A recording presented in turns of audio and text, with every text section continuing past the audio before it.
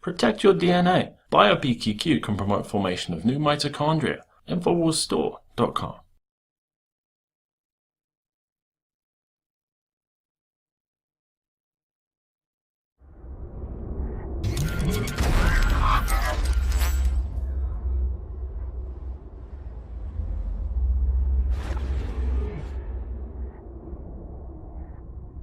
Welcome, ladies and gentlemen. It is Tuesday, March 20th, 2012 on the Infowars Nightly News.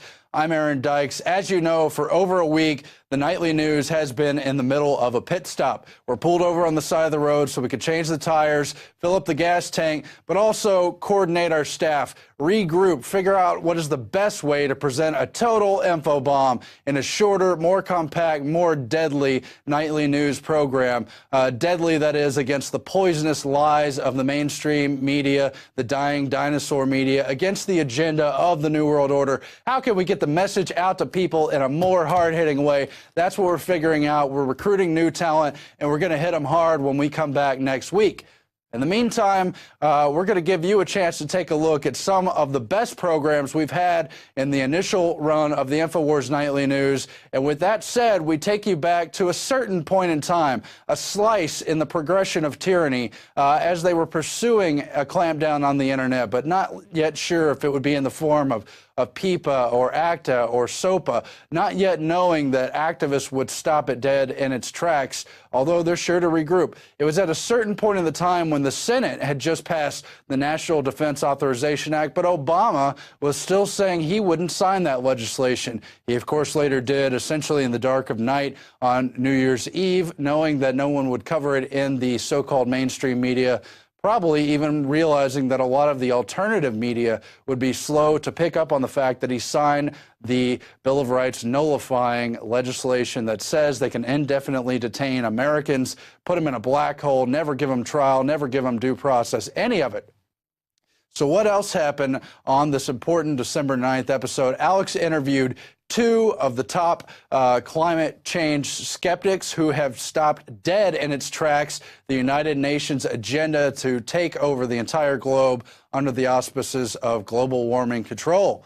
That's because they had the Durban climate talks in South Africa, but they went head-to-head with Lord Christopher Monckton and with the climate depots Mark Moreno. Both of those guests join Alex on the program tonight to discuss what the agenda is. They were trying to get the first world to pay money out to the third world for climate change development, blah, blah, blah.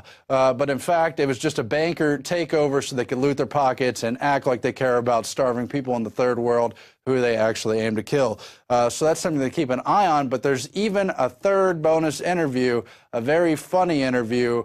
Alex interviews directly Don John Corzine, none other than the head of MF Global, as he tells the people, we're sorry we had to loot you. We're sorry we took your bank accounts in the middle of our heist. We know people got hurt, but we won't be going to prison, but we're sorry if anyone didn't like it too much.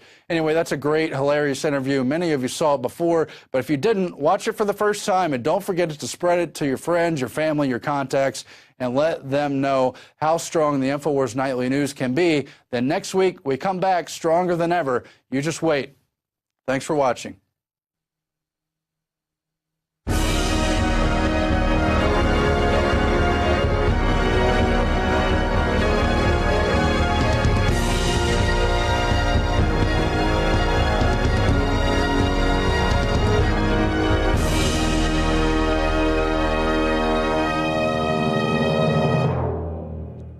Thank you for joining us. It is Friday night, December 9th, 2011. This is going to be another extended, very important edition of Infowars Nightly News. Lord Christopher Monckton, Mark Moreno are in Durban, South Africa, and they have told us, the interviews are coming up, that this is the most draconian UN genocidal operation, eugenics operation that they have ever seen. Those interviews are coming up. We also have a report on John Corzine. That's coming up. But I do want to talk about the gravity of what we face here. It is because of you, the viewers of Infowars.com and PrisonPlanet.tv, that we're even here. If it wasn't you out there who love liberty resonating with our message, we wouldn't be able to do what we do. If it wasn't for the crew in there and the work they do, we wouldn't be here. Every day I pinch myself at what's happening in our world, and I pinch myself again that I am at the very forefront with you in the fight against these tyrants. It is an incredible responsibility. Truth is stranger than fiction, and we're here right now. The fight against good and evil, it's real. Let's go ahead and get into the news this evening. First article, Obama administration launches major anti-terror propaganda offensive. And I was reading their actual press release today, and it says Al-Qaeda is no longer the threat. It's domestic groups and extremism, which is political speech. And in the manuals, if you don't like the Federal Reserve or carbon taxes, you are a terrorist. Protesting, left, right, whatever you are, a Native American group, a conservative, liberal, whatever it is, you're a terrorist. No, the government putting down stuff like this on paper is the terrorist. And you are the un-American trash. The same people that ship guns into Mexico to kill thousands and hundreds on our side of the border to blame the Second Amendment. You are convicted, you are admitted criminals. Period. People are like, well, I'll vote Republican. They're bought and paid for too. This political class, the two twin parties, the two-party dictatorship is a fraud. And reading that AP article and others today, it just blew me away how brazen it was. I mean, they are shifting gears for this whole police state grid on the American people. And that's not really a surprise, because we've now learned that not only did the Halliburton and KBR, Kellogg, Brown, and Root, put out 3 days ago an internal memorandum trying to hire subcontractors to be on a 72-hour notice on a paid contract to stand by to man civil disobedience camps all over the United States. Now hiding in plain view, we have an Infowars.com article that links to the Business Insider article. Army post job for internment specialists following KBR call for FEMA camp subcontractors. Now, we've reported old calls for this. This is a new one specifically for the military to hire a bunch of state, county, and federal prison guards to man this situation. You can read the article at Business Insider and also at Infowars.com. Quote, every soldier that enlists in the Army chooses a military occupational specialty, MOS, writes Robert Johnson. Designed by a number and a letter and designated, the 31E MOS now includes advanced responsibilities, including command and control of prisoner of war and civilian internee camps. Civilian internee camps, which they passed a law last week, NDAA, saying the military can operate in America and indefinitely detain you and nobody knows where you went. Where'd Alex go? Where'd Marcos go? Where'd Bob go? Wes go? Where'd Rob go? Where'd John go? We don't know, just like in every other third world dictatorship, because a bunch of criminals took over and decided to rob everything, like Corzine. And if the military bends over for it, the police bend over for it, it means civil war. The bankers sit offshore and laugh and roast marshmallows on our flames. Let's just not show up for this party, okay? Let's be a little smarter than they think we are. Big story at Infowars.com. Huge story at Infowars.com. Let's get it out to everybody. Now, shifting gears into another Homeland Security police state action. Every 2 or 3 days, I see an article in the Wall Street Journal, the New York Times, or CNET News, 300 domain names, 5,000 domain names, 100 domain names. It's always different. Grabbed. And they'll grab whole internet companies, tens of thousands of sites sometimes, and just grab all the servers because they found one downloaded song that was illegal or uncivil on a website. And here's the report. DHS shut down blog for a year on false pretenses. Homeland Security is seizing websites for copyright infringement with no evidence, no judge, no jury, no nothing. In a chilling illustration of how far the internet censorship has advanced, the Department of Homeland Security seized a popular music blog and shut down the website for a year on charges it now admits were completely false. Turns out there were 4 songs on this website being visited over a million times a day of alternative grassroots music, hip-hop, rock and roll, country. And the site's listed on our article. And the DOJ now admits this.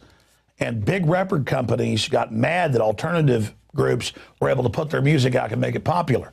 So they just said, doesn't matter if they have signed contracts with 4 of our sub-labels for 4 songs, which it turned out they had agreements to play it. They just seized it for a year, bankrupted them.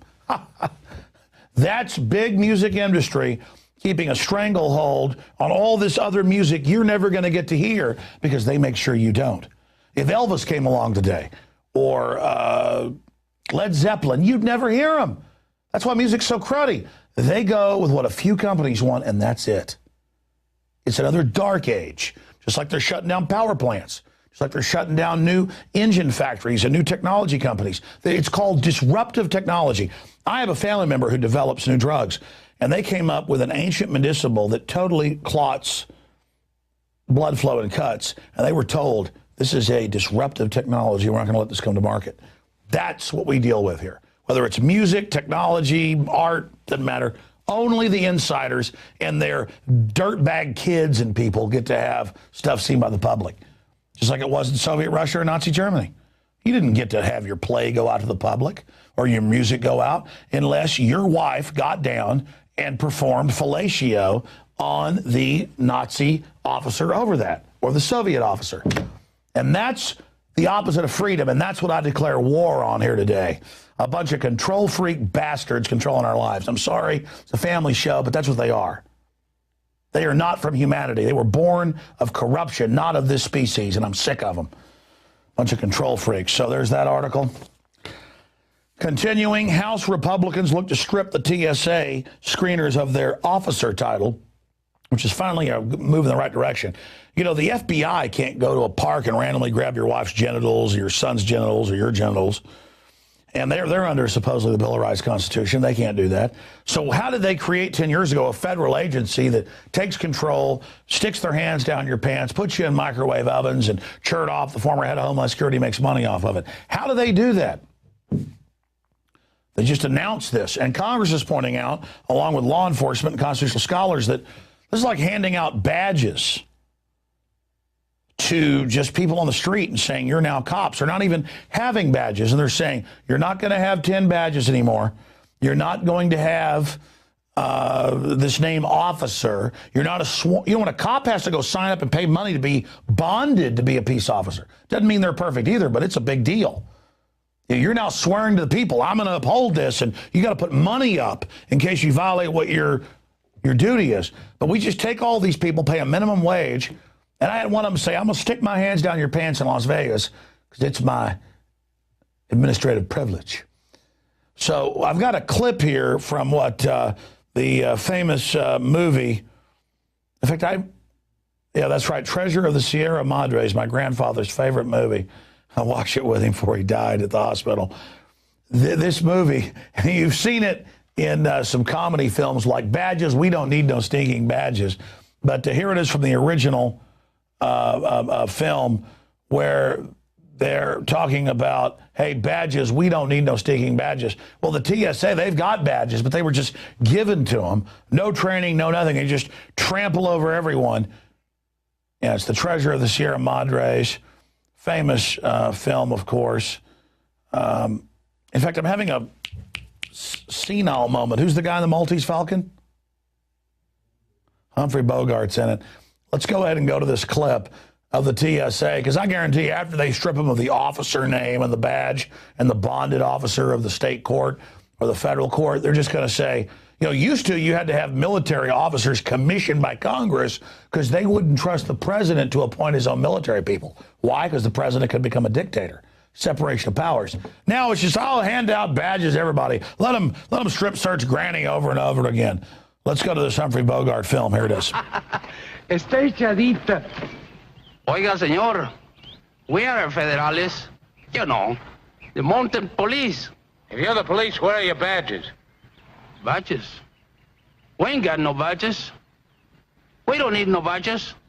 I don't have to show you any stinking badges. Better not come any closer. Same thing with the TSA. Listen, I'm going to stick my hands down your 5-year-old daughter's pants and grab her genitalia. Miss USA, we're going to grab her vagina as well. It's freedom. It's stopping Al Qaeda. This old lady here on an oxygen tank, we're going to strip her down, keeping you safe. Everything's fine. We got a microwave oven here that doesn't even protect you, but it's all right. We're going to do it. This is what's going on in this country. So people are waking up to the fact that their stinking badges are made up. Now, continuing and moving right along, Bush press secretary calls Ron Paul nuts following 911 Glee comments. And Ron Paul basically came out to Ari Fleischer. He made the point that Bush was gleeful, and it's been confirmed they wanted to attack Iraq within minutes of 9/11 and blame all these enemies and take domestic rights, and that there have been reports that Bush and Cheney were happy about it. Marvin Bush gave a speech admitting it. We filmed in Austin. So all of this has gone on. And Ron Paul comes out and says, think of what happened after 9/11. The minute before there was any assessment, there was a Glee administration because now we can invade Iraq.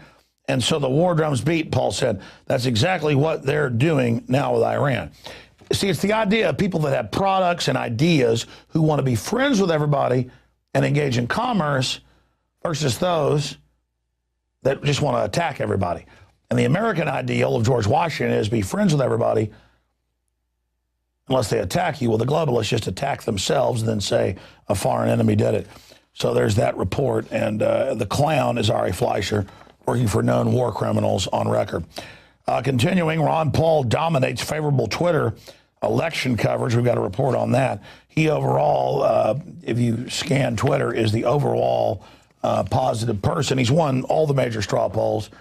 And, of course, he is the favorite to win Iowa right now. So Mother Jones and other George Soros banker-run fake liberal fascistic sites have come out and said, well, just don't worry. If Ron Paul wins in Iowa, it's a fluke. Just never mind him. In fact, I was watching Slimeball Chris Matthews in there during the break on MSNBC, and he was saying, oh, well, Ron Paul may be in second place in Iowa or first place, but he is not even credible, so let's just not look at him. A bunch of political sold-out whores say, don't look at Ron Paul.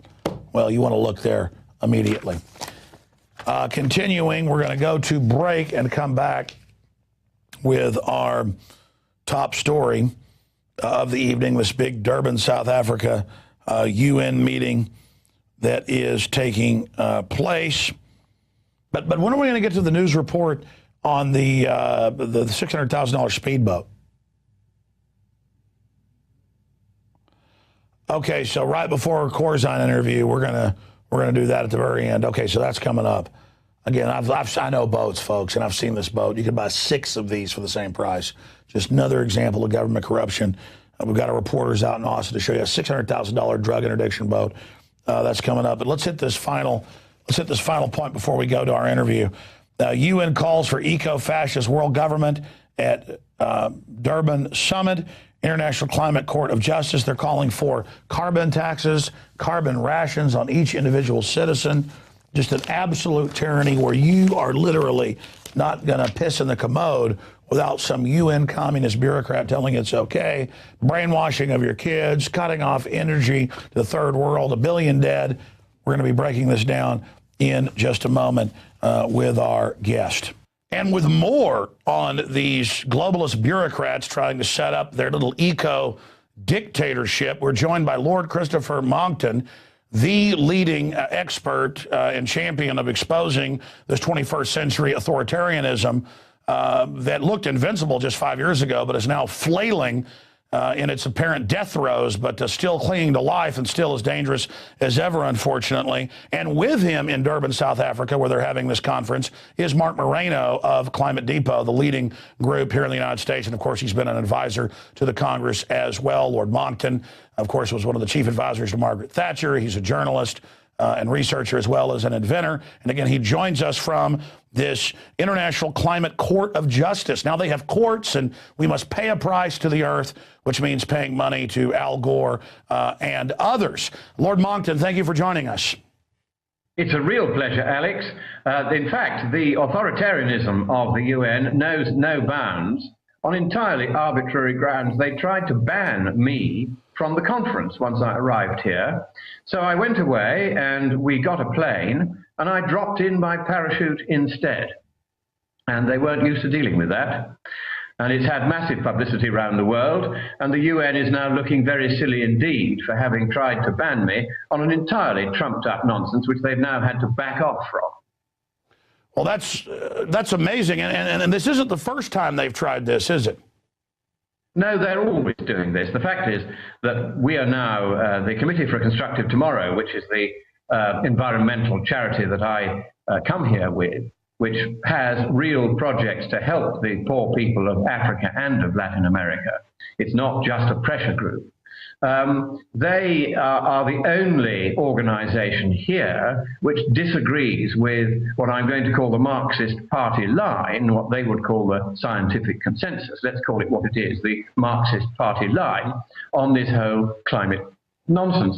And so they always do harass us. I mean, 4 or 5 years ago in Bali, where I had booked a room for press conferences through the UN Secretariat, we were in a press conference one day, very well attended, when along came the chief of the Secretariat and said, "You can't have press conferences in this room." And I said, "But we booked these in good faith." And they said, "We don't care, yours is the wrong message, and we'll have you arrested if you go on giving out the wrong message." That's the kind of thing that the UN does to us every time. And you may remember in Copenhagen last year, I was knocked out by a policeman, not sure whether he was a Danish policeman or a UN policeman, but either way, I was hit from behind while walking away from the policeman in question. There's no doubt they do not like hearing home truths about how their little scientific scam and fraud is collapsing, and how even if they were right on the science, the near unanimous view in the peer-reviewed literature is that, economically speaking, it's better to sit back, enjoy the sunshine, and do nothing. But the real breaking news here at this conference, Alex, is the extraordinary story that in the 138-page document to which the UN's bureaucrats fondly think the various member states, all 194 of them, of the Framework Convention on Climate Change are going to agree, there are now provisions for protecting the rights, not of people, not of animals, not of plants, but of Mother Earth. We're now in straightforward, old-fashioned superstition territory now. The rights of Mother Earth, and they're going to be enforced against the West only by a new international climate court run by the UN with absolute power to order Western countries such as the United States to hand over money and to run their economies and their environments in whatever way the so-called court is.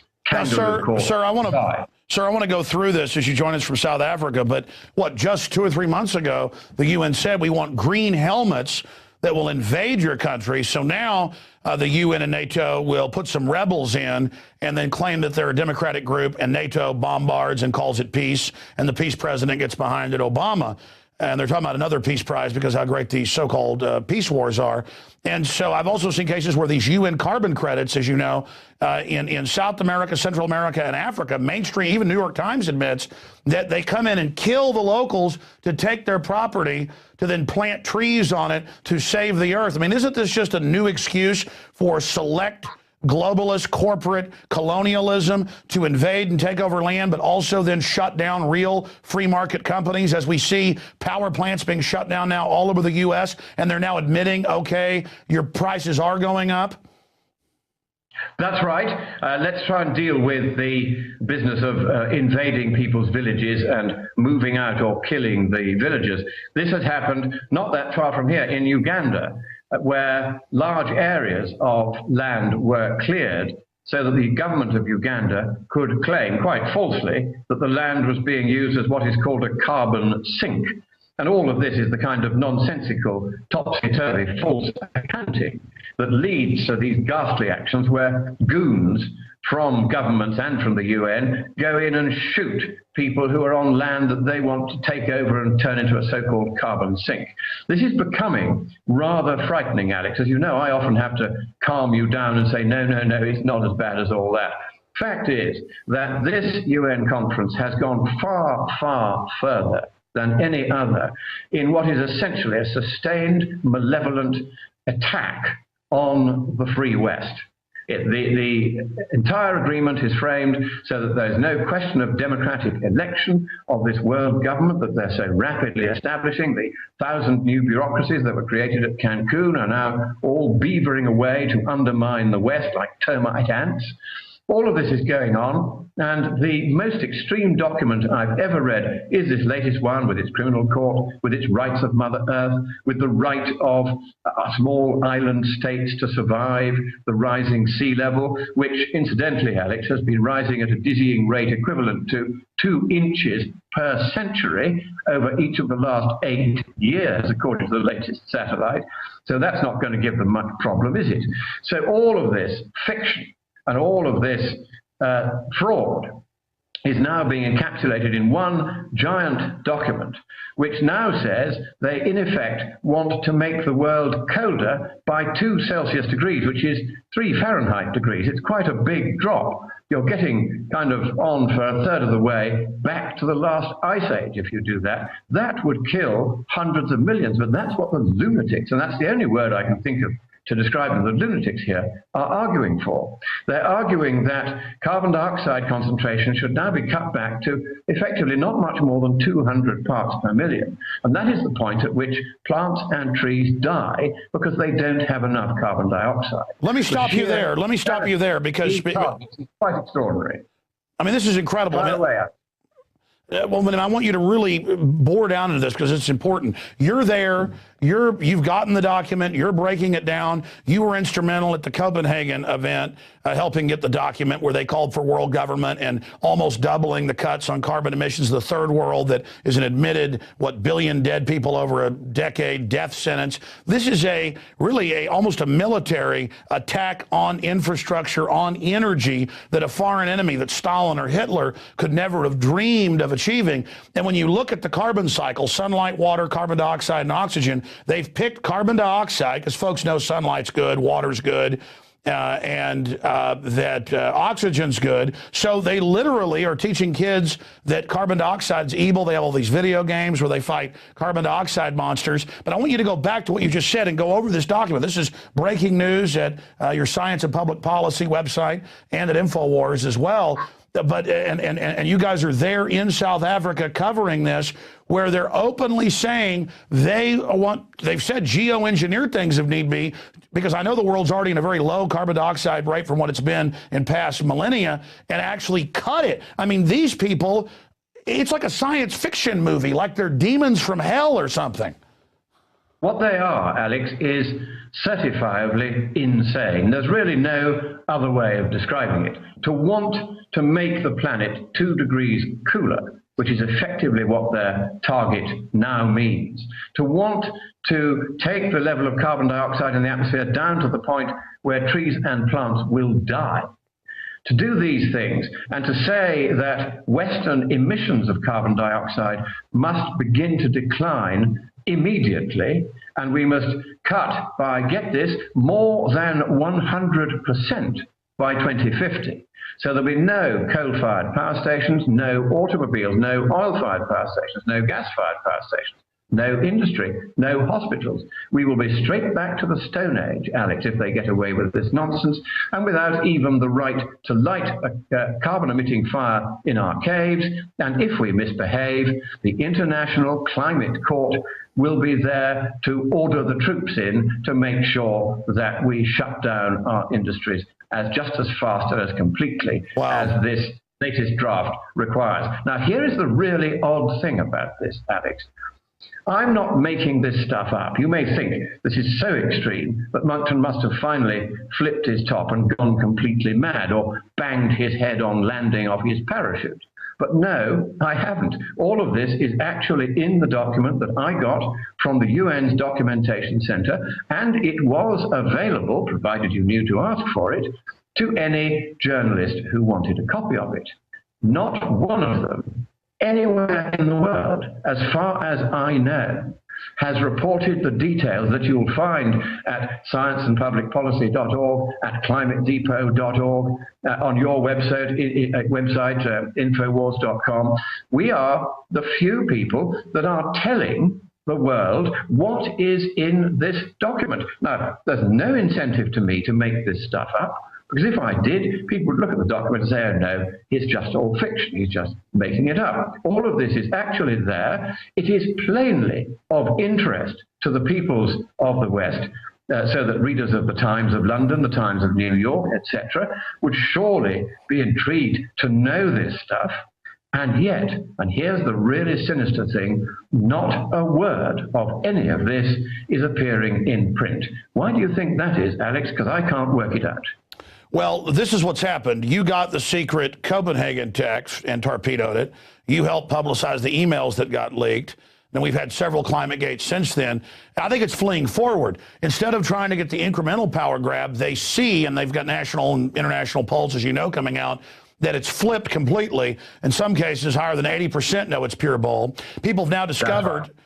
they've now discovered that China makes no cuts, India, Mexico, 100 plus other third world countries. We all make cuts in the West. They know it's a death sentence to our industry, and they know insiders like General Electric that are on the President's Council, the same in your country, are exempt. So they know what it is, a mafia power grab. These people aren't even well-meaning socialists at the end of the day. These are cold-blooded mafia people. So I think you've answered your own question. They're operating by stealth now and going for it all. I mean, is that what you're seeing, or is that what your gut is? I mean, what's the sense of them this time as they lash out and try to ban you from the conference? I mean, are they showing even more fear of you and Mark Moreno than they normally do?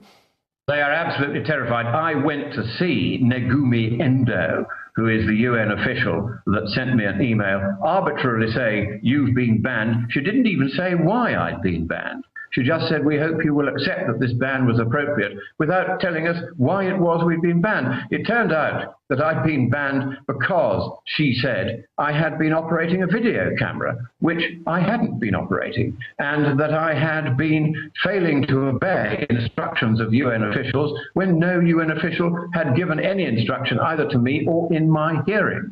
Likewise, they said I was harassing people, when in fact, in the end, when I said this is an outrage and I will have to go to court unless you at least withdraw that one, they backed off and said, okay, the allegation of harassment didn't have substance and wasn't pursued.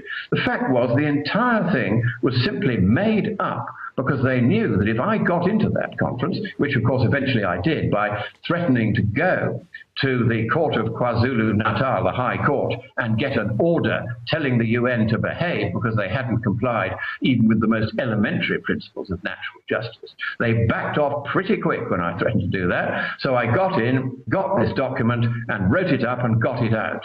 And they were trying very, very hard to stop me because they knew that if anybody was going to expose this scam for exactly what it is, it was probably going to be somebody like me. But yet again, they have failed. And I can tell you this, Alex, it's rather like a funeral parlor in the conference this year. At Copenhagen, there were 30,000 people. At the Cancun conference, probably 20 to 25,000. Now, I think there were about 10,000 there. The UN is claiming 15,000 were registered, but in fact, quite a lot of them didn't even bother to turn up. This whole process is collapsing. As it collapses, what we're seeing with these extremist documents is the UN desperately trying to keep the process going by adding new and absurd commitments, such as to go back halfway towards the last ice age and to reduce carbon dioxide concentrations to the point where trees and plants begin to die. These extreme measures are simply, they're the death throes of this process. That's really what it is. Well, in closing, sure. Yeah, they've become so entirely detached from any form of rationality or reality that they no longer understand how malevolent, how unpleasant, how anti-democratic, how anti-Western, and how downright unfair to the people and other creatures of this planet all of these measures that they propose would be.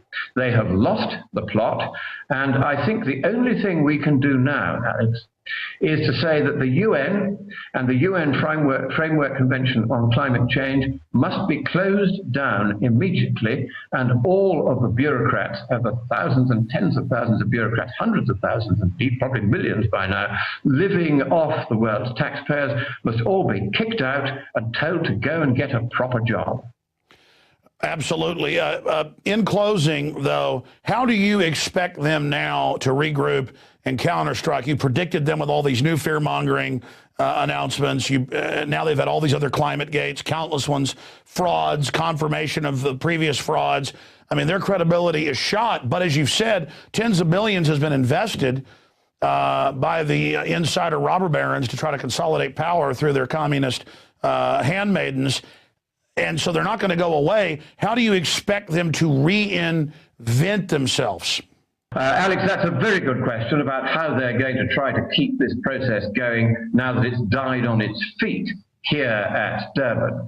And I think what they will do is they will, first of all, as usual, declare a success. They're going to negotiate all through the night. It's the usual tired public relations game plan. They will emerge tomorrow morning with their ties around their ears, stubble on their cheeks, and a wan smile on their faces, saying we've done it.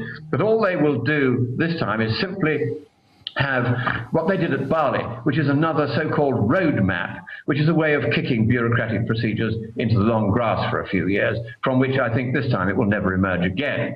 But they have a backup plan, which is the Rio Earth Summit, which is the 20th anniversary of the 1992 Rio Earth Summit. And this time I think they're going to try and put forward a binding treaty on biodiversity, which sounds all terribly gooey and friendly. And in that treaty on biodiversity, they will craftily bundle all the climate stuff in the hope that nobody will notice. However, UN bureaucrats and little Hitlers and dictators, I will be there in Rio, and don't you dare try to keep me out by lies and cheating the next time round. I will be reading every draft of this proposed treaty, and if there is any of the nonsense in it that there was in the draft which was to be considered by people here at Durban, then I will be exposing it all across the world yet again. After the Rio summit in July, there is then yet another of these annual conferences of the parties to the Framework Convention on Climate Change, scheduled for Qatar in December of next year. And I don't think that very many people will be going to that at all. They'll be lucky to get 5,000 at that. And I think this process is now dying on its feet as the science collapses. The economics has never been there. The vast majority of economic opinion says it's much better to do nothing than to try to prevent global warming by taxing, trading, regulating, reducing, or replacing CO2.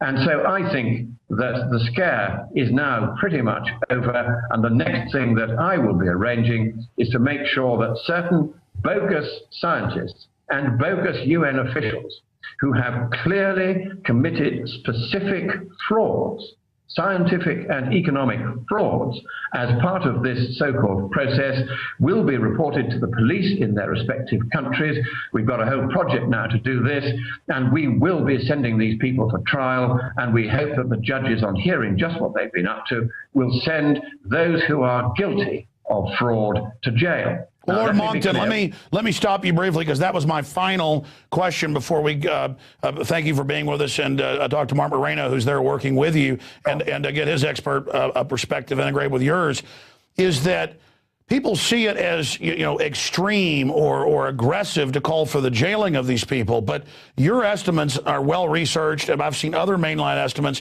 If you cut the carbon by the levels they talked about in Copenhagen, and as I've read over this new document, it's even more draconian in their flight forward. We're talking conservatively, as you've documented, 1 billion deaths. This is bigger than Hitler, Stalin, Mao, and all other 20th century mass murder combined by an order of 3 or 4 times conservatively. And we have to understand, you know, earlier when you mentioned what's going on in Africa and Latin America, it's in major news that governments and companies, to get these carbon sinks and money, are forcing people off their land, killing people, shooting them. And the news is kind of like, well, it's for the earth, I guess it's okay. I mean, we've seen the greenies come out, the London Guardian, everywhere, and endorse green fascism. They say, yes, you bet we're going to arrest you for not doing what we say. We're seizing control. We're going to burn down ski resorts. You know, we're going to arrest Monckton. I mean, they are aggressive authoritarians, and they're not dressed like the Nazis. They're not dressed like the Soviets. Every generation expects it to be looking the same. This is our generation's Hitlers. They've got to go to prison for the mass murder and eugenics, because you know, sir, at the end of the day, they're eugenicists. They just want to cut, as State Department Memorandum 200 says, the energy supplies of the third world that is a death sentence. I'm sorry to be ranting. No, well, I mean, I can quite understand, because here I am in South Africa, where the internet works occasionally, as we've just found out. And 80% of South Africa is lucky enough to have electricity. 20% still doesn't. But South Africa's electricity accounts for 60% of all the electricity consumed in Africa, which means that most countries in Africa have practically no electricity at all, except, of course, in the fancy air-conditioned government offices.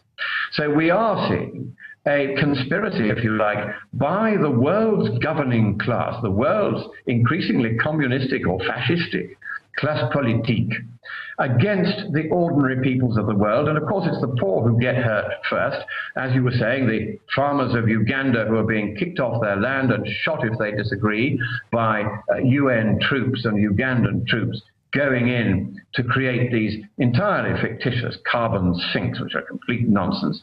And this is, of course, a worrying trend. Now, it's very difficult to nail them down for genocide for what they're doing at the moment. What we can do, however, is go after those scientists and bureaucrats who have been peddling deliberate scientific frauds. And there are one or two, you can only do sort of one or two clear cases. You start with those, and you put those cases to the police with a lawyer, and you say, here is the matter of the fraud, here is how they hope to make money from it, here is how much money they've made from it, and here is why it is definitely a scientific fraud, and here is independent scientific evidence that it is a fraud. And then you get the prosecuting authorities to do their job on a relatively small number of really bad scientists who have got away with this so far because they think that the governing class of the world will protect them. But no, it won't. Once we pin down the few clearest frauds and report the various people in various countries that have perpetrated these frauds, it'll fall like dominoes. Once their collars start to be felt, just a couple of senior ones, they will immediately back off, and this entire process will collapse. And having seen the horror, and I mean the horror and the genocidal destruction which this agreement that they're being asked to sign here would entail, then it is absolutely now necessary, for the sake of the life of humanity, that this process be stopped at once. And that's why we're thinking we now have to say, no more, Mr. Nice Guy. If you are a scientist that has committed a fraud for the sake of getting more funding for yourself or your university, or for the sake of going along with this scam because it gives you status and position which you wouldn't otherwise have, we are watching, we are gathering the evidence, and we will see you prosecuted. And if you are guilty of fraud, then we will see you go to jail. And in the UK, the minimum sentence for the kind of fraud that's being perpetrated here is at least 10 years imprisonment without the chance of parole. Absolutely. And look, they're guaranteed to end up going to prison someday, because if they keep carrying out their plans, the crimes will be so great, history shows they'll be resisted, and then it won't be prison. They're going to be facing something even more than that. I mean, these people are true eugenicists, green Nazis, anti-human scum. And Lord Monckton, we really appreciate your tireless effort crisscrossing the world, in your great calling to stand up against these people. Thank you for talking to us, and we look forward to talking to you in the future. Thank you for breaking this electronic Berlin Wall of media blackout that's happening in the West, and we look forward to talking. That's a wonderful description, Alex. Electronic Berlin Wall. That is exactly what it is. These Marxist journalists who have captured one by one the newspapers and electronic media of the West are now deliberately ganging together to throttle the West that nurtured them and destroy the lives of our people and the hopes of our industries and the future of our nations. And we must, as you rightly say, fight and fight and fight again to save the rationality and reason and cheerful chaos of the free market and the prosperity of the West and the democracy, which we have until now been fortunate to be able to take for granted. So God bless you, Alex. I'm going to hand you over now to Mark Morano. Thank you so much, Lord Monckton. Wow, it is good to know that those guys are over there fighting, because we wouldn't even have this information if they didn't go to every one of these conferences and be basically poked and prodded and abused by the miscreant security forces of these people. Again, they're there in the same conference room. Mark Moreno is now coming over via the wonders of the internet and joining us via Skype from Durban, South Africa, to give us a breakdown from his perspective on exactly what's happening there. But again, this is a news blackout on this, the most draconian. You can read it at Infowars.com, ClimateDepot.com, scienceandpublicpolicy.org, the document that reads like something out of a science fiction movie if you wanted to seize total control. And now for a quick interview with Mark Moreno as well. I know it's late at night over there, Mark. Thank you for joining us, and thank you for breaking this blackout, this electronic Berlin Wall. Thank you. You're back in the nest of authoritarian control freaks. What's it like? Well, as Maxwell Smart used to say, we're living in danger every minute. We're being blacked out, threatened by security, threatened to be thrown out, threatened violence, but we're loving every minute of it. This has been a situation where we go around in the media room, Lord Monckton and I, and almost to the mainstream media of the West is not interested. They look at us as though we're some kind of aliens. Our simple pitch is we're global warming skeptics that are at this conference, and we're here to condemn it. Would you like some balance in your reporting? All the mainstream media is not interested, but the developing world's media is interested. And I'm talking about Chinese media, South African media, Indian media, and some other African media we did. It's amazing how the developing world is so receptive to this message. In fact, we're on the front page of the South African newspaper. Wow. The only climate skeptics at this conference.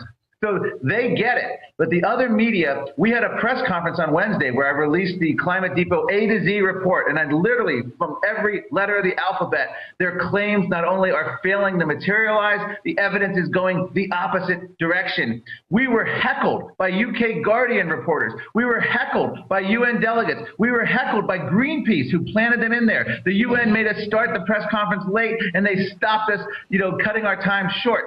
They did not want us there, but we persevered. We made our presentation, the 61-page report, to the United Nations, and I told reporters there that this is now the level of medieval witchcraft. Everywhere you look at the UN, it says more floods, more drought, more tornadoes, more hurricanes, and they all say we must act to stop this. They actually believe, like the Aztecs, that we can slaughter people and have acts of legislation to change the weather. The UN has reduced itself to medieval witchcraft at this point, where they're claiming they can control the weather. This is the most bizarre conference of all of them that I've attended. They've really morphed into we can control the weather now. It's not even really that much about global temperatures anymore. Well, yeah, they teach school children there shouldn't even be seasons now, and they cry whenever they see housing developments. I have family this has happened to. They say they're murdering the bunny rabbits. I mean, it's incredible brainwashing. Now, I was talking to Lord Monckton, obviously, a few minutes ago, who's there with you, and he was describing this as violent death throes. Do you concur with that analysis? And what's the overall spirit of these people? Yeah, I mean, I've been to pretty much every conference since the Earth Summit in 2002, and then they've always picked exotic locations, even Bali, Indonesia, and South America. And this is by far the conference with the least amount of energy, the least amount of interest, and a total boredom has set in, because everyone knew going into this that there was being no world leaders here. President Obama didn't come. There were no Hollywood celebrities. Angelina Jolie, Leonardo DiCaprio, Harrison Ford, even Al Gore were all supposed to be here, and none of them showed up. And this is just, it's in the death throes. And I think what's happening now is a retooling of this entire environmental thrust. And the Rio conference, which I believe will be the end of May into June of 2012, is going to be a shift where climate is now going to be rolled into the larger issue of sustainable development, species, deforestation. And in a way, this serves the UN purposes much better, because instead of just focusing on the atmosphere and industry, now they can control the oceans, now they can control roadways, land use, agriculture, you name it.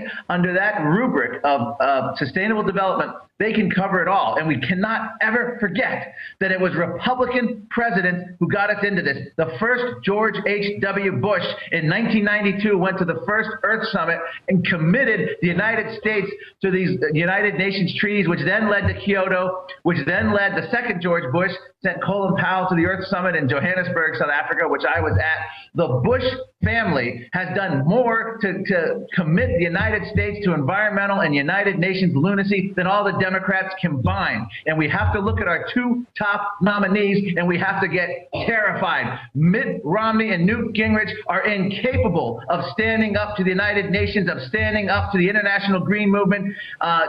Mitt Romney, who had John Holdren as an advisor, is clueless. Newt Gingrich, who has a new book coming out next year, has a climatologist named Catherine Hayhoe, who is a committed and embarrassing global warming alarmist. Don't be fooled for a moment by Newt Gingrich's recent sounding of skepticism. Neither of these candidates are equipped to handle this, and it will be nothing more than a continuation of the disastrous policies of Bush 1 and Bush 2 if either of these Republicans get in. Well, it's good to see you fired up, and I've never seen you quite like this. Certainly, you can smell blood with these fraudsters. Of course, it was at the Rio de Janeiro conference, as you know, it was at 92, where Maurice Strong publicly said, we're going to have a post-industrial world. We are going to shut down the United States. We are basically going to carry all of this out. And that is exactly what they were basically able to do. So looking at this, I wanted to bring up a couple of positive points that I've seen here in the U.S., and that is the EPA on its own came out and said we're going to shut down most of the coal power plants, of course, those that aren't owned by insiders like General Electric. Obama's had to back off on declaring carbon dioxide, at least from those, as deadly nerve gas poison that plants breathe, but still he's moving ahead with some of the shutdowns. And, of course, you know, the EPA was going to declare hay dust and any type of dirt or dust on your farm as $10,000 fines, first offense. Just a total way to shut down small farmers and ranchers. The House passed by a giant margin today. The Hill newspaper is reporting that they're not going to do that. I mean, this is clearly just a way for this government mafia to make breathing evil, dust on a farm evil. I mean, it is so incredible. But more and more people are realizing that this is a selective economic warfare attack by people that have said they want a post-industrial world and who've always hated the free market and capitalism. Yeah, this is death by bureaucratic bean counters. They're going after our ice makers on our refrigerators. They've gone after our dishwashers. Our dishwashing liquid now has to be green and therefore not cleaning. They've gone after the washing machines. They've sapped the water and the power. They've gone after our toilets, our shower heads. The Japanese government's telling the citizens they have to go to bed early to prevent global warming. The UN chief has said people can't order ice water in restaurants because of the carbon footprint. This is the level of control that George Orwell didn't contemplate. He who controls carbon controls life, and I will add to that with the Rio Earth Summit coming up. He who controls carbon and controls land use policy and even the oceans controls the world, and that's what they're going for. And this isn't conspiracy talk. This is in their documents. We're looking at this document. One of the most hilarious things about this 138-page document that Lord Monckton wrote about was they want to stop wars, not because wars are bad for people, not because wars are bloody, but they want to stop it because of wars' impact on the atmosphere. In other words, the greatest reason not to fight a war is concern over climate change and global warming. This is the level of absurdity we've reached. All right, we're getting a bit of a Skype breakup there from Durban, South Africa, but that's okay. It's great to even have your audio. It's kind of like an old Star Trek episode where we're talking to you from 20 light years away, and it's breaking up a piece a bit. Going from memory, they're going to pull it up, and we might even cut the video in. A few months ago, we went to one of the Smart Growth conferences here in town, and they had, I think the head of the Nature Conservancy was there, and Mark Tursick, head of the Nature Conservancy, and they went up to him and said, we'd like to speak to you about coal, because they were there saying shut down coal. And when they brought up, hey, well, Obama said, you know, in that video clip that he wanted to bankrupt coal, what's your view on that? And he said, whoa, I'm not talking to you, interview over, and ran off like he was a vampire confronted with a giant silver cross. I mean, used to these people would get on the offensive if you got on the offensive. Now they just turn tail and run, and more and more they don't have that crazed power seizing look in their eyes. They're trying to regroup, as you said, and move on to I mean, major environmental and climate organizations are shutting their doors. They're firing staffers. Climate stock exchanges are collapsing. This was truly subprime science, subprime economics, subprime politics. But we can never count them out because there's never any previous environmental scare that had this kind of funding, backing of the UN, or backing of the media. It's unprecedented. So it doesn't just die. And the head of the UN, Rajendra Pachauri, of the climate panel, is on record as saying global warming is but a symptom of a larger problem. And that larger problem is sustainable development and species extinction. They're already on record as doing the great shift. So I think what's going to happen is they're going to regroup. Climate's not going to go away, but it's going to be part of a larger picture where they're going to go after every conceivable way that human beings interact. And as the former co-founder of Greenpeace, Patrick Morris, said, the modern environmental movement today is the most anti-human agenda that we have. We have, at the UN conference, they had torches, solar torches they were trying to peddle for sub-Saharan Africa. People living in huts made of dung aren't offered coal-fired power plants, which Obama and other environmentalists prevent, but they're offered solar panels, solar torches to read by at night. This is the perverse way. And there are actually people like Governor Brown in California who believe the developing world can't develop. The environmentalists tell them they can't have what we have. Darn, they missed it, but we've already raped the earth and they can't rape it either. They can't make it. Well, look, you've been studying this as long as I have, but I've read all their literature. We've got hundreds of their books that I've read, Aaron Dykes has read here in our office in the last decade. I've made films on it. The lower level people mean well are useful idiots like supporters of Lenin and Stalin or Hitler.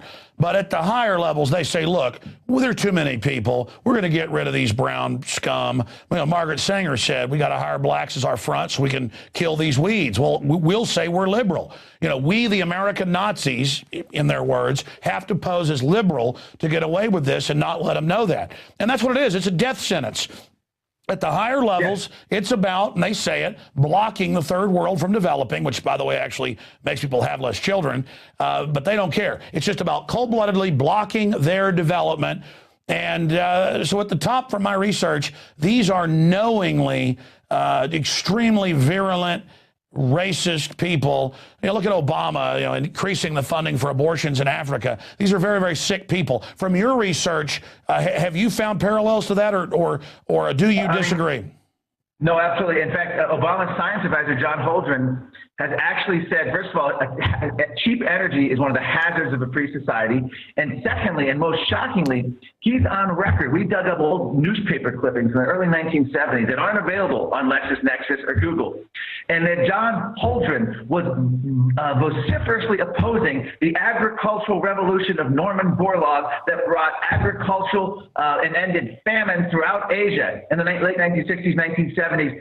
John Holdren opposed it because he didn't want the earth to be able to sustain that many extra people. Here was a classic example. When confronted in life, you have a choice.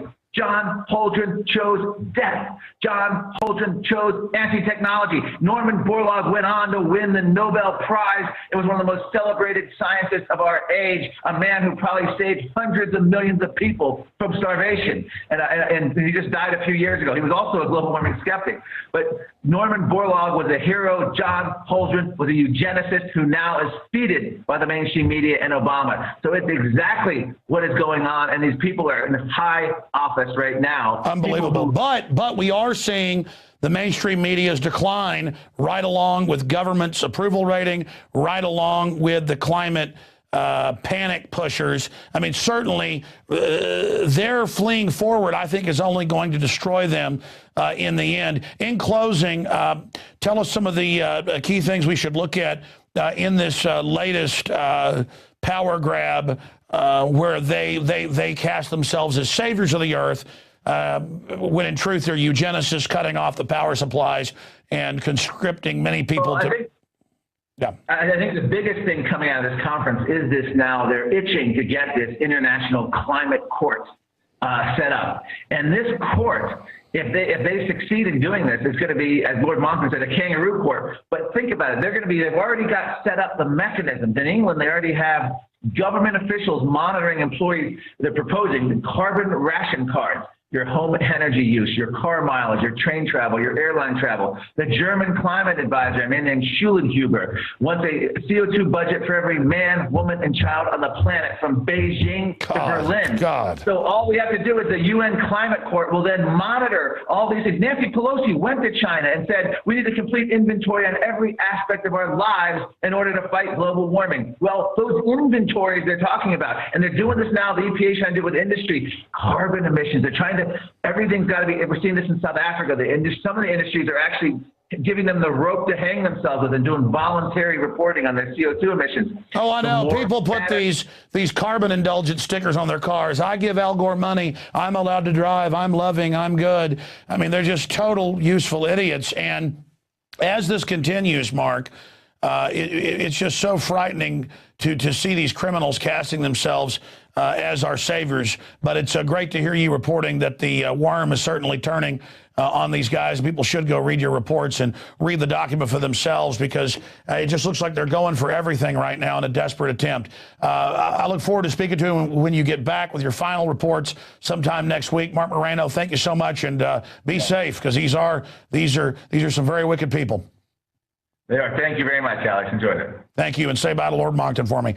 Okay, well, there goes Mark Moreno, a tireless fighter for freedom. You know, Stalin said, one man dies, it's a tragedy. 10,000 die, it's a statistic. And these globalist eugenics bureaucrats have already killed tens of millions, conservatively. And they know what they're doing, and I've been around them, I've talked to them. They're very sick people. They get off on the power of doing this to people. These are really unhappy, bad people who could care less about the environment. And I mean, they've got to be faced down. And again, it looked like there was no way to stop them. Their stonewall that they were invincible was there. But as people like Mark Moreno, Lord Moncton, and others exposed them, as we exposed them, as Tim Ball exposed them, Dr. Ball, the worm has turned and the pendulum's swinging back. And the problem is these people are going to metastasize. Just like the Eugenics Quarterly changed its name after Hitler here in the U.S., just like Planned Parenthood was pro-Nazi and changed their tactics later. They're going to change their spots, and we've got to be aware of it. Now we're going to go after this break to something special. We're going to talk to the Don of Obama criminal activity, his big economic advisor, the guy that holds $35,000 a plate dinners for him. We're going to talk to Don Corleone, John Corzine, straight ahead. You're not going to want to miss this. It's Infowars Nightly News. What's up with these sorry politicians? Lots of bark. When it's showtime, whimpering like little shih tzus. You want big cuts. Ron Paul's been screaming it for years. Budget crisis? No problem. Got $1 trillion year one. That's trillion with a T. Department of Education? Gone. Interior, Energy, HUD, Commerce? Gone. Later, bureaucrats. That's how Ron Paul rolls. Want to drain the swamp? Ron Paul. Do it. I'm Ron Paul, and I approve this message. If you believe in this information and want to support its viral spread, go to the Infowars store at Infowars.com. We've got the new G.I. Joe Infowars t-shirts. We've got the incredible Pro Pure gravity-fed filters available at Infowars.com in the store. We've got a new DVD, Scientists Under Attack, the Don't Tread on Me flag. We've got all sorts of different bumper stickers to help spread the rebellion virally. It's all there. Wristbands, citizen rule books in every order. Order online at Infowars.com today. The water filters, the canteens. It's all there. Infowars.com.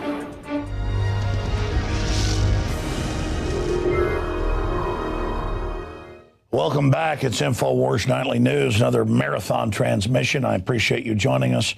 You are truly revolutionaries in the development of alternative media to counter these criminals.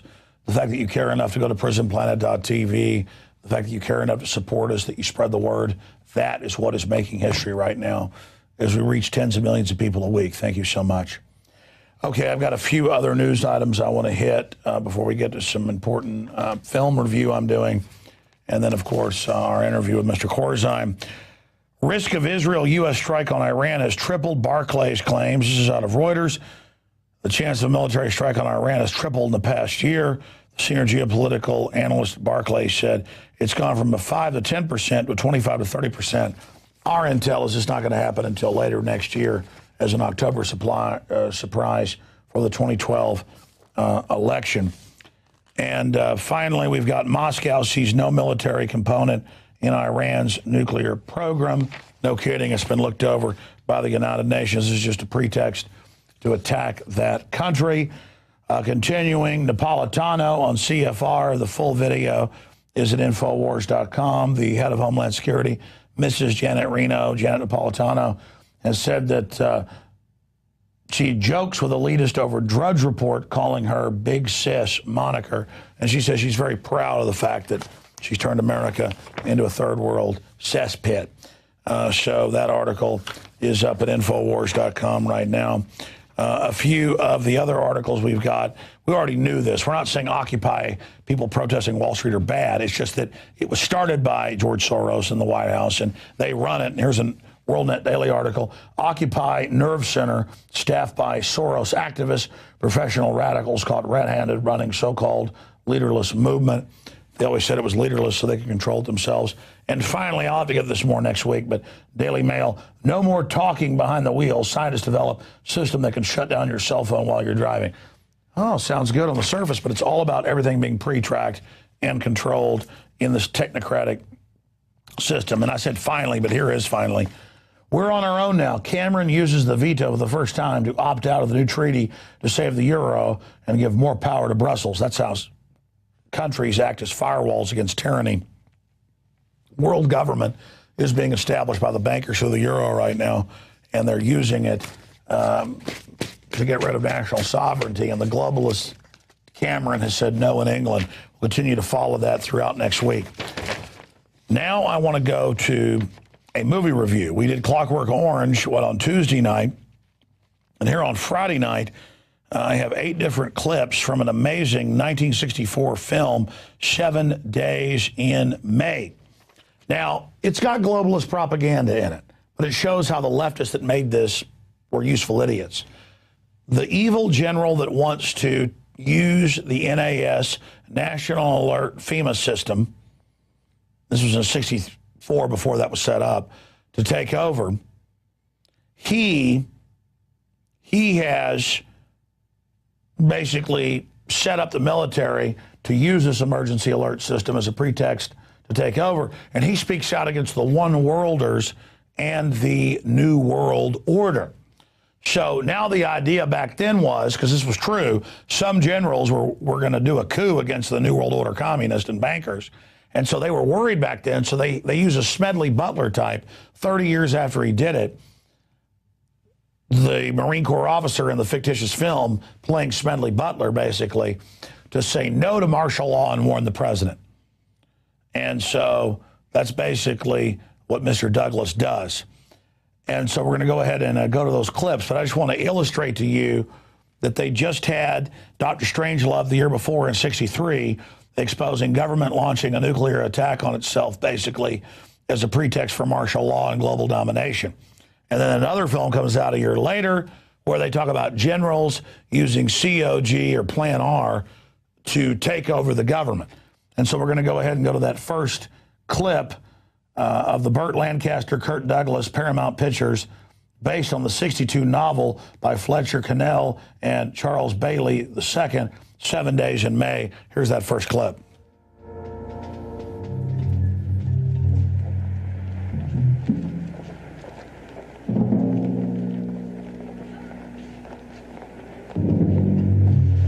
Lyman lovers! So there's protesters in America. People are angry. Americans are fighting progressives, but the right winger wants to come save everybody. Of course, now it's the left coming in to supplant free speech.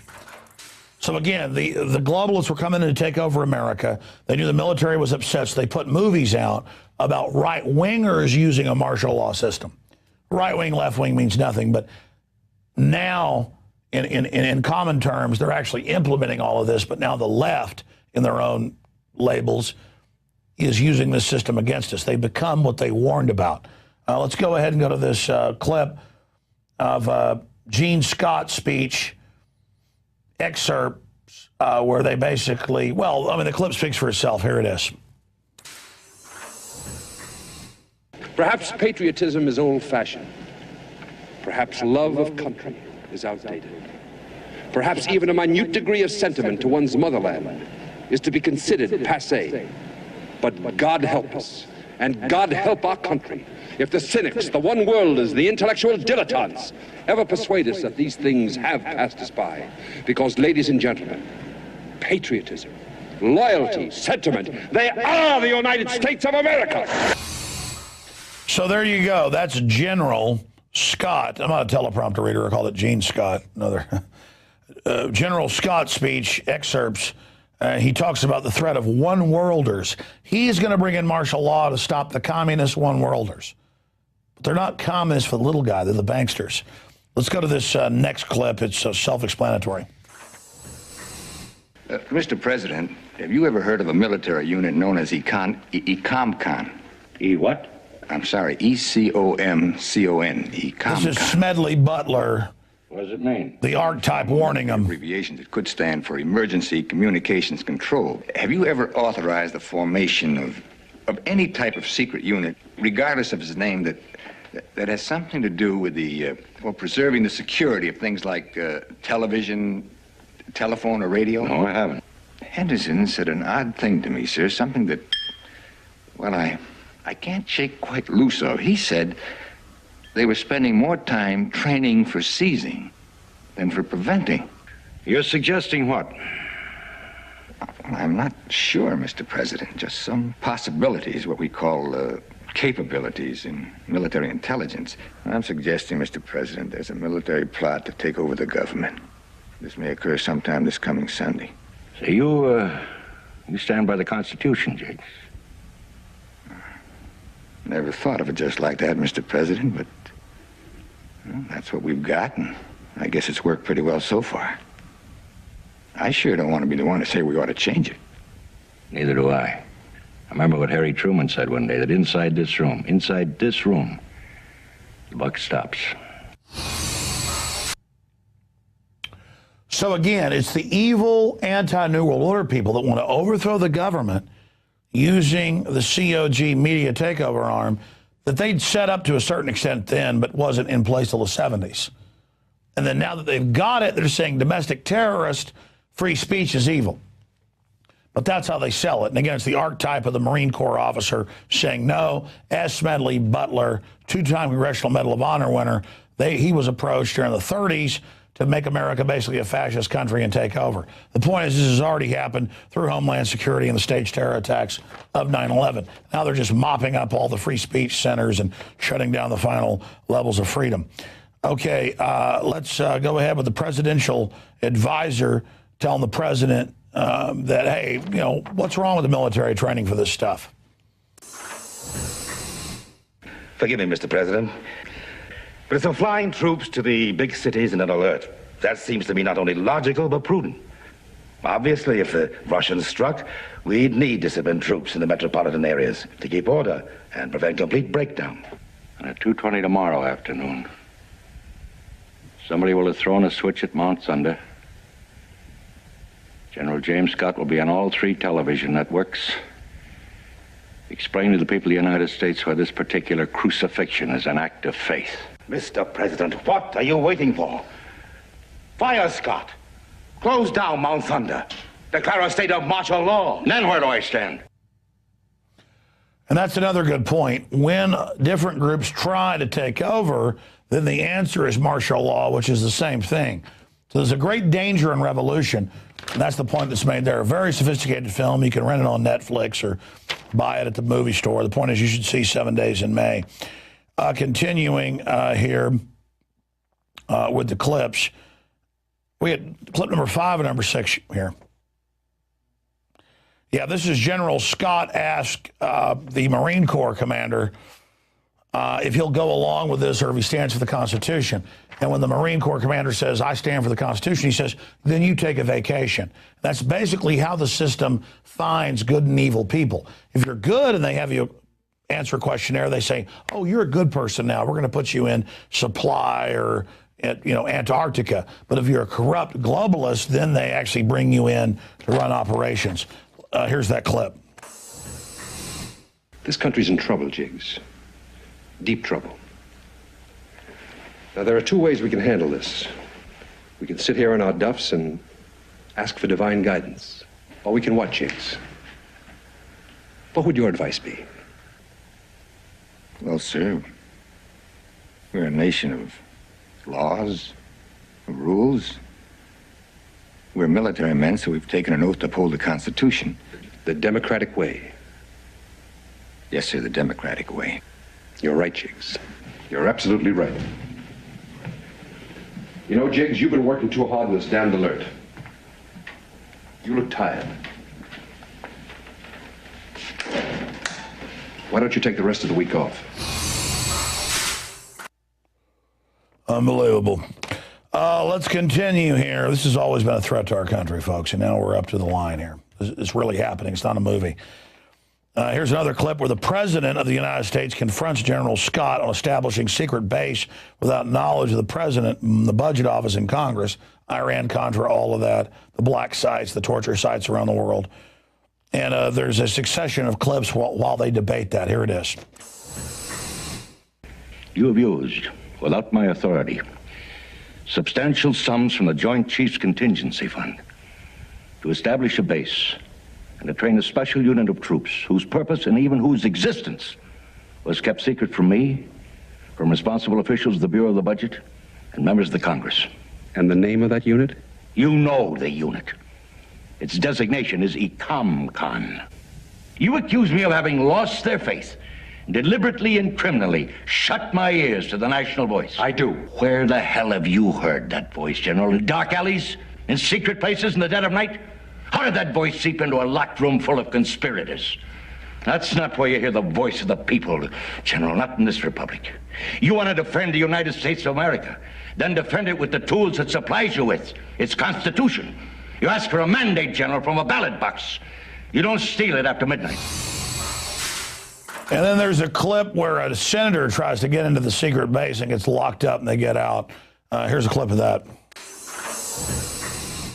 Right now, the government of the United States is sitting on top of the Washington Monument, right on the very point, tipping right and left and ready to fall off and break up on the pavement. There are just a handful of men who can prevent that.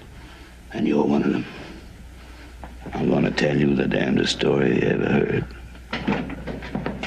It's all for tonight, Sergeant. You're relieved. I'm taking the civilian in my custody.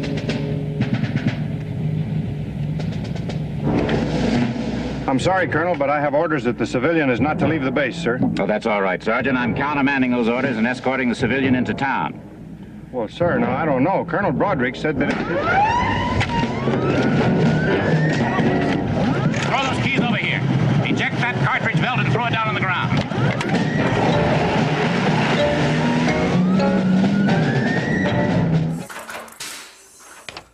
Do we have people today that blow the whistle on government corruption? Yeah, Pat Tillman did, and they killed him. Point is, we've got the same problems today, but people blew the whistle inside the ATF and the government shipping guns into Mexico to blame the Second Amendment. We'd be in a lot worse shape today if it wasn't for all those silent people that did their duty. I won't even call them heroes.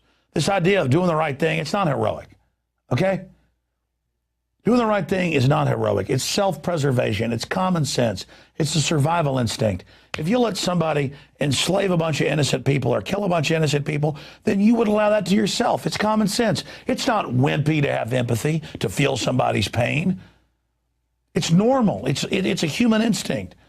And it's because we've gotten accustomed to going along with other people's pain as long as it's not us. That's weakened us all. That's where you lose your humanity, your womanhood, your manhood. And I'm not giving mine up. My feelings are my strength, not a weakness like these psychopaths tell us. I want my feelings. I see things and know things they'll never know because I'm tied into the universe. I'm not here to stomp on a bunch of innocents. Let's go to this final clip here. This is the ending. We're going to go to this in a moment. This is the ending of the clip where the general's basically been confronted. And then we'll see which one of us the United States will follow. This will be delivered at 9 o'clock tonight on all major networks. I'll be taping it in 1 hour. This is strong stuff, General. Are you sure? Thank you, General. General, if he accuses us of sedition, whether he has the proof or not, this could be a pretty sticky business. Jordan Lyman is finished. The papers just handed me are the resignations of Generals Hardesty, Riley, and Diefenbach. The point of this treaty, and I've reiterated this on a number of occasions, is that in every true sense, we force ourselves gradually to step away from an offensive posture. We gradually move away from that that moment of madness. Where to, sir? By accident or design, someone would push that button and the... Sir?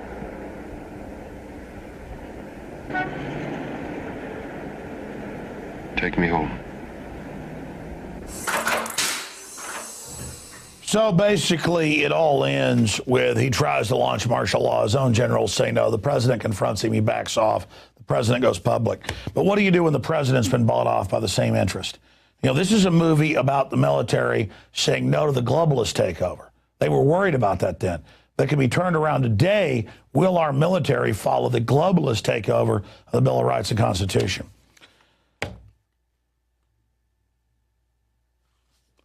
Now, in closing, before we go to this important Don Corzine interview that I think you'll enjoy, a little comic relief here, we have something serious. You know, I've done some breakdowns, and we have some video clips here of what LCRA here in Austin has bought and what other police boats in New York have bought. On average, they cost $50,000 to $100,000. That boat right there, which is a big, fancy hot rod, sucked off of taxpayers and countless tickets, costs $600,000 plus and hundreds of thousands a year to maintain. And so all the tough guys can ride around on it all day. And now they're going to have more of these police interceptor boats out harassing on the lake, fighting Al-Qaeda, who's led into our country.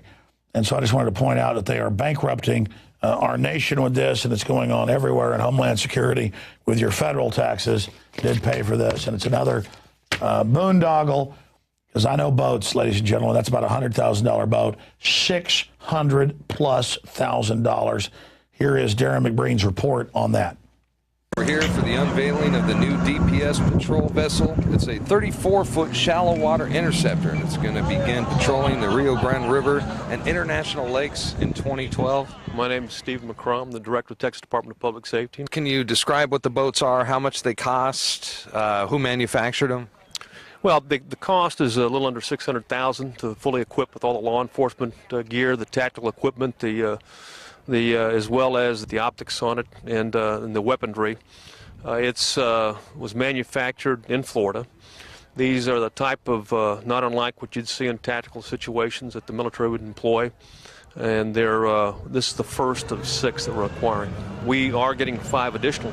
In fact, today marks the first day of standing up a maritime tactical unit within the Texas Department of Public Safety, and there will be, as I said, 5 additional ones. There'll be 6, and they'll be patrolling instead of the highways, they'll be patrolling the riverways. I expect that by summer we'll have them all up and running. They're all being built right now. There's two additional ones underway, and so we'll keep rolling them out as we get them and get the troops trained in tactical operations and also riverine operations.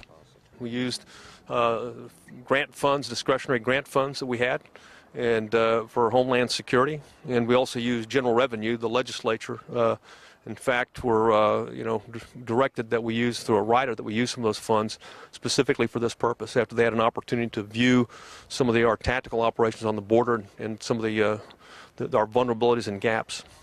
There are different grant programs, and there's a variety of them that can be used, and there are limitations in grant guidance, but this is clearly the way we purchase this will fall within the grant guidance. And how we use it, again, it's there to address the full spectrum of threats, whatever they are. Is there no end? 6 boats at $600,000 a piece, and that's a $100,000 boat. So they can harass you when you're on the lake. I mean, I won't even go on the lakes. You get harassed so much. I live in a country run by crooks where I'm treated like a criminal. And this guy means, everything. Some will be at the border fighting drug shipments. Buddy, have you not read the news? The government ships in almost all the drugs. You guys are just there to bust anybody that doesn't get the authorization. 8 federal agencies, state agencies involved in all of it. And I drove to work this morning and saw 5 state police cars giving people tickets for driving 5 miles over the speed limit while they let illegal aliens and everything else go. I mean, and let Corzine rip everybody off. It is truly unbelievable, and I, for one, have had enough of it. No, when we have people like John Corzine, the big White House financial advisor, the former head of Goldman Sachs, stealing billions of dollars and saying, I don't know where it went and I'm not going to discuss it, and Congress is like, okay, well, thank you. We've got a serious issue. So I thought we would talk to, well, the evil spirit that possesses John Corzine, Don Corleone, John Corzine, directly teleporting in from Hades, orbiting a deep space galactic nebula. And he joins us right now, top hat and all, to explain to us why he's doing what he's doing. Well, it's good to talk to you. I know you're proud of all of your looting and creative destruction, Mr. Corzine. It's good to have you here, Mr. Beelzebub or Corzine. Beelzebub, I know is the proper name. Thank you for joining us. Oh, it's incredible. All the people are going to throw out of their houses, and we've almost shut down all the industry, and only if you're a globalist insider will you be able to even operate and do business, and we're setting the precedent to steal everything. Oh, I didn't realize the interview was live right now, but it doesn't matter if I got caught saying that. Just like the ATF got caught shipping all those guns into Mexico and their own memos saying they blame it on the Second Amendment. Nothing will be done to the Attorney General, and nothing will be done to me because we've got criminals in place everywhere, and it doesn't matter if you're stolen millions out of your private accounts from MF Global.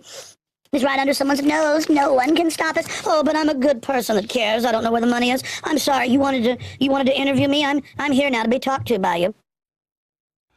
Wow, you give a new definition to the name fast talker. Look, nobody's buying you in Congress saying that you have no idea what went on and that you have no idea where the money went. So why don't you just go ahead and tell us where the money is? Oh, I spoke before the Honorable Congress, and I have $35,000 plate dinners with the Honorable Obama. And just like we got away with it, some people would say, but of course we didn't. We're doing God's work, as one of my counterparts said, the head of Goldman Sachs. Just like we were able to take 16 plus trillion and transfer it to our foreign subsidiaries, we're going to be able to do this as well. You think 1 billion, 2 billion, 3 billion of people's private segregated accounts of a company we took over is a big deal? It's nothing. Because, see, I am distinguished. I'm wearing a top hat, I'm wearing a suit, and I have a beard, a grandfatherly beard. And so everything is fine. Okay, we understand you're trendy and super stylish and hang out with all the establishment criminals. But seriously, in fact, I've written down some questions here I want to ask you. How could you, in 1 year, take a profitable company like MF Global and run it into the ground and steal people's private, sequestered or segregated accounts under federal law is a crime? How could you do that? Please answer the question. How could I do the great things I did at MF Global in a year? You see, you're thinking about actually building up a company. We're talking about command destruction, order out of chaos. We're talking about using MF Global as a globalist mafia instrument to go buy up legitimate companies with people's private bank accounts in them, and then take that money and give it to our shareholders and people that are on the advisory board like Bill Clinton. That's how this works. You see, with Europe and the tens of trillions being transferred by the Federal Reserve private consortium that Goldman Sachs that I headed up as part of, Europe is not ever meant to pay back the tens of trillions of U.S. taxpayer-backed money. They're meant to go deeper into debt through debt bondage. We create the derivatives fraud, and then the rest of the world and our operatives who run their countries sign everyone on to our debt. So I didn't run the company into the ground. You don't ask a bank robber who successfully robs a bank, why did he fail? He succeeded. Just because there's some dead guards and $1 million cash missing, that's the proof of the success. We're not screwing anything up. When Congress asks us, how do we learn from this and not do this again, we're learning how much you'll put up with. And the whore media that we control, I'm sorry, I've got trending and grandfatherly, the loving, reasonable media bought and paid for by our people. The Pentagon's under our control. We're slaughtering people worldwide. We hate everybody. You think we're just going to stop at what we've done here in the U.S.? We like 1 million dead Iraqis and stolen oil and trillions of dollars of no-bid contracts. We're savage killers. And you naive people will never figure it out. mouth. Oh, I'm sorry. I'm being trendy right now. Oh, I don't know where the money went. Isn't that reasonable? I was the CEO. And everybody knows we took the private accounts. It's illegal, but never mind about that. You heard the Attorney General yesterday in testimony. They said, we have your memos where you perjured yourself about Fast and Furious. And he said, we didn't intend to lie. We've got to get your guns before we really steal everything you've got. I'm sorry, little reporter. What else was it you had to say? You and your info warriors may be somewhat awake, but the rest of the public's brain damage from toxic fluoride and Ritalin and Prozac and guzzling alcohol and watching brainwashing television. And there's nothing they won't put up with. They love being slaves. Because I'm just a nice little grandfather person. Was there something else you wanted to sit on Santa's knee and ask for, Mr. Jones? Okay, well, people notice that all over the third world, Latin America, Asia, Africa, Middle East, Western Europe, Eastern Europe, all over the world, every country you take down either has Goldman Sachs people in place, the ministers, the presidents, all of them, the heads of the treasury systems, the finance ministers, are all Goldman Sachs. And we notice that then the solution you offer is only gives your own system more power when you sold the fraudulent derivatives. I mean, this is incredibly obvious that you guys are economic terrorists. I mean, who do you work for? What's going on here? What's the end game? Is there any end to how you are gang raping the world population? And I mean, I know your whore media worships you, but I mean, is there any end to their groveling to your criminal activity as they destroy their own future? How does Goldman Sachs help the world economy, you're asking? How do we get control of every nation and then implode them? That's called an economic takeover. For decades, we get our people into the prime ministerships, the presidencies, into the Department of Treasuries or Exchequer in Greece, Iceland, you name it, Australia, Germany, France, Italy. They're all Goldman Sachs alumni. You can have upwards of 70 people at a Bilderberg meeting of 130 that are Goldman Sachs. And we're kind of the Darth Vader to Emperor Palpatine that's J.P. Morgan Chase. And we go out and we do the thieving and the stealing and the imploding and we call it free market when we create trillions of fake derivatives and sell them to people and then have government bail it out with taxpayer money. That's called conservative. But of course, it doesn't matter if it's Bill Clinton who helped get rid of the laws that allowed us to do this, or George W. Bush or Obama. We buy them all. And while the public's debating liberal conservative, we are taking over everything. And that's the proof in survival of the fittest, social Darwinism. We have the power. We were able to do this, so it's our right to do it. Kind of like Hitler said, might makes right. If I can dominate you and take you over and you don't stop me, well, then you deserve what's happened to you. Do you understand that, little worms? American people, people of the world, you're not going to do anything to stop us because I am a nice old man. I'm trendy. Okay, well, you certainly are craven and craved, and a mesmerized, brain-damaged population serving you. I can understand how you've become quite delusional, like Caligula or some of the Aztec kings. Gary Gensler was your main minion at Goldman Sachs, and he headed up the CFTC. He's been missing now for a month, and he was the guy supposedly regulating you. I mean, this is pretty obvious what you're doing. What's going on with you and Gary Gensler? What's going on with you? I mean, do you guys run everything? I mean, could you barbecue children on the White House lawn? Could you abuse elephants at Central Park? I mean, is there nothing you couldn't do? Is there anything you won't do to us? Land of the coward, home of the slave. Oh, great satanic goblin leader. Gary Gensler. Gary Gensler. Maybe, I don't like to be asked about this. Maybe I should read a 40-page, and that's what it is. I've got a copy of it over here. Maybe I should read a 40-plus page opening statement so all the networks tune out about growing up as a child and how I'm just like everybody else.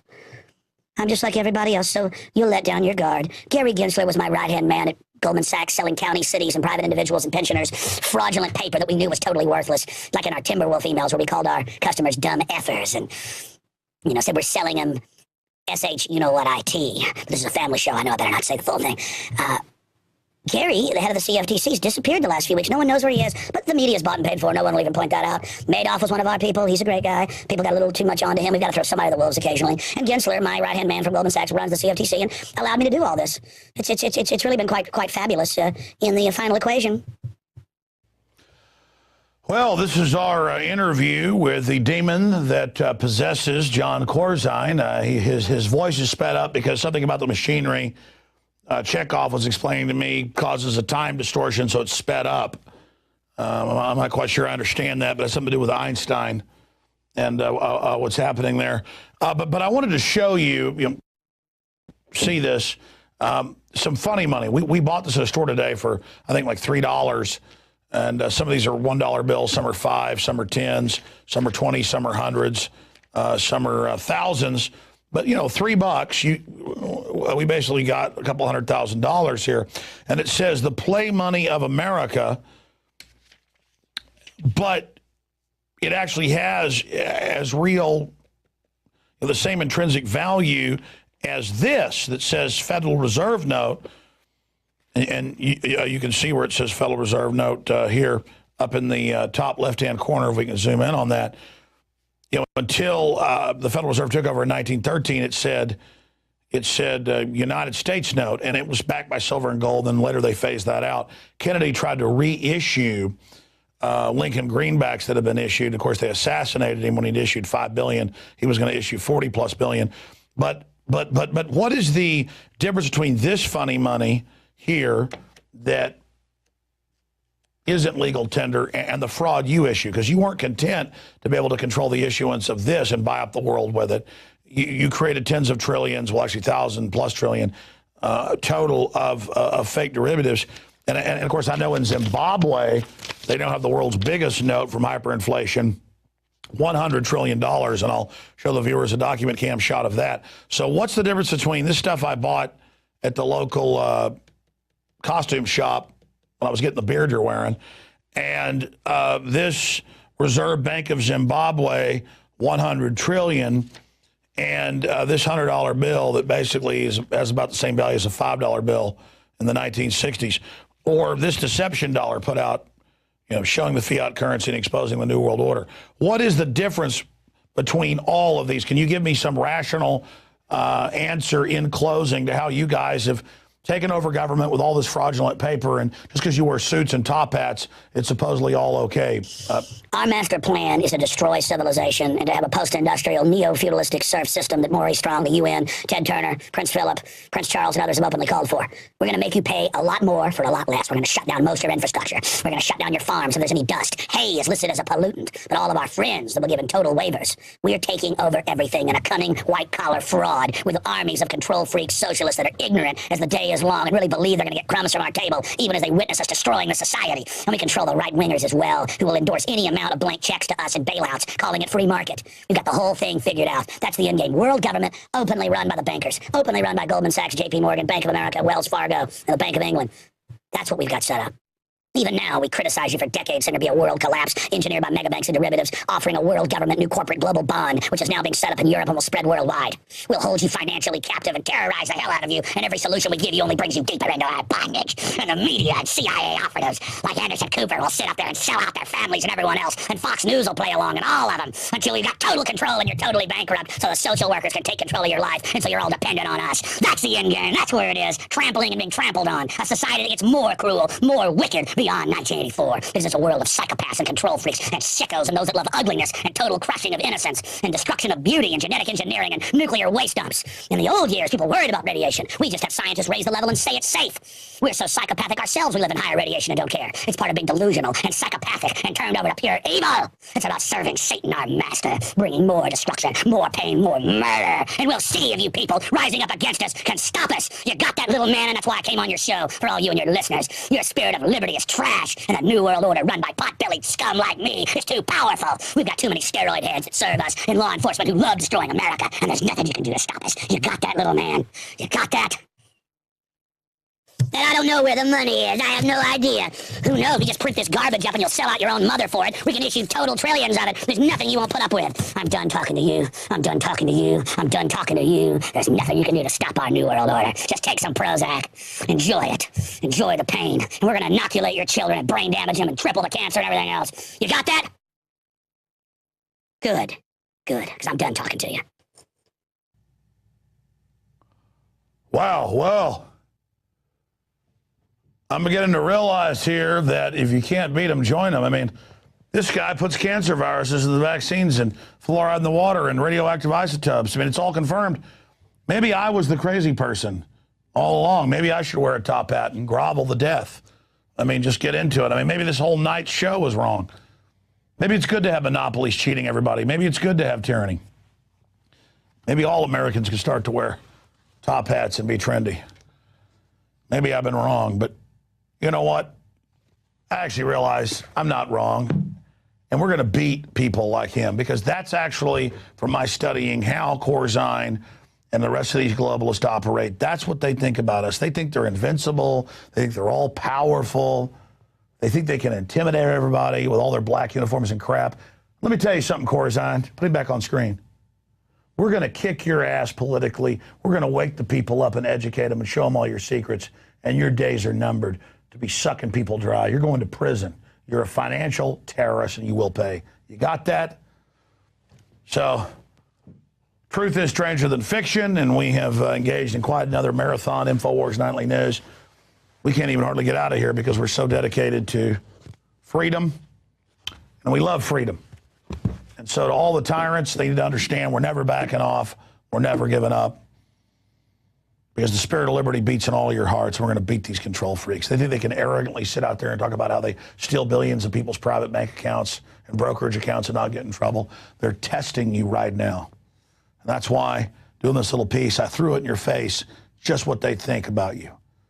Let's get serious and realize these bullies aren't going to back off. It's time we stomp their ass on the ground politically and in the info war. Great job of the crew. Lord willing, we'll see you back Sunday, 4 to 6 p.m. for the syndicated radio show, and Monday for the radio show, and then back here Monday night for Infowars Nightly News. We're the hardest working people in the media, period.